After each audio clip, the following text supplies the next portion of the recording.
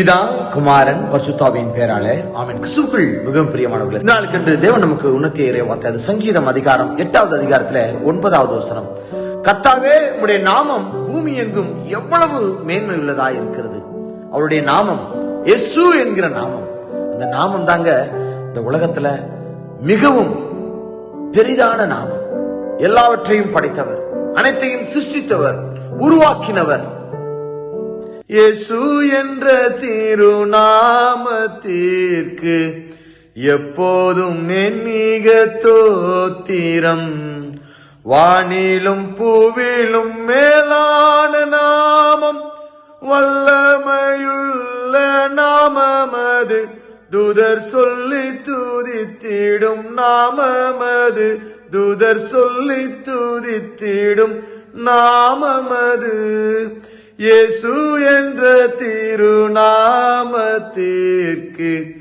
எப்போதும் மேன்மிக தோத்திரம். அவர் நாமத்தை நீங்களும் நானும் சுமந்து கொண்டிருக்கின்ற பொழுது உலகத்துல எதுவும் நம்மளை அசைக்க முடியாது. அவருடைய நாமத்தை நாம் பிடித்துக் கொள்வோம். அவருடைய நாமத்தை நாம் சுமந்திருக்கிறோம். நெத்திலே மார்பிலே அவருடைய நாமத்தை நம்ம சுமந்திருக்கிறோம். வல்லமையுள்ள காரியங்களை நம்மால் செய்ய முடியும். அவரை பிடித்துக் கொள்ளுங்கள். பரிசுத்தமான ஓய்வு நாளை நமக்கு இன்று தந்திருக்கிறார். 70ஆம் நாள் என்கிற ஞாயிறு அருமையாக அழைக்கப்படுகிறது. இன்றிலிருந்து ஒவ்வொரு ஞாயிற்றுக்கிழமையாக நாம் கடந்து அந்த லெந்து நாட்களுக்குள்ளாக நாம் கடந்து செல்ல இருக்கிறோம். முதல் படி இன்றைக்கு ஆரம்பிக்கிறது. 70ஆம் நாள் என்கிற ஞாயிறு நமக்காக விண்ணுலகை விட்டு மண்ணுலகை வந்தாருங்க. நமக்காக வந்திருக்கிறார். அவருடைய நாமத்தை பிடித்துக் கொள்வோம்.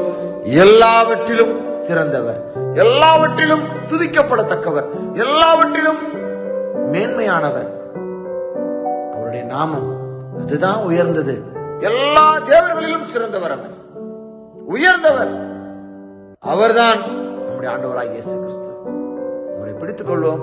நம் வாழ்க்கையில மிகப்பெரிய வெற்றிகளையும் ஆசீர்வாதங்களையும் நாம் சுதந்திரித்துக் கொள்ள முடியும். கர்த்தர் தாமே இந்த வார்த்தைகளை நமக்கு ஆசீர்வாதமாக்கி தருவாராக.